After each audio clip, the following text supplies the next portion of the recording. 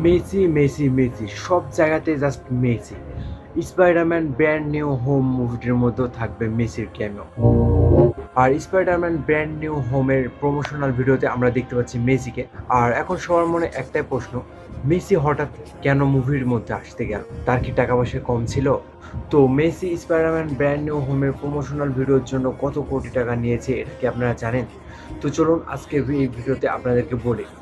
Messi just 40 সেকেন্ডের একটা promotional ভিডিওর জন্য প্রায় 15 মিলিয়ন মার্কিন ডলার নিয়েছে, যেটা বাংলাদেশি টাকায় কনভার্ট করলে প্রায় 200 কোটি বা 190 প্লাস সামথিং।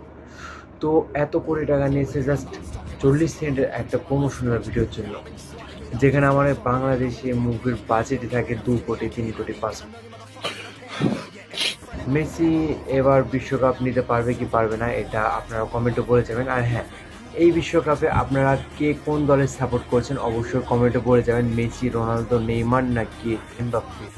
তো যাই হোক, ব্র্যান্ড নিউ হোম মানে Spiderman Brand New home movie আসতে চলছে খুব শীঘ্রই। আর মুভির মধ্যেও হয়তোবা আমরা ক্যামও দেখতে পাবো মেসি, যেমনটা আমরা এর আগে নেইমারের ক্যামও দেখতে পেয়েছি মানি সিজন 4 এর মধ্যে।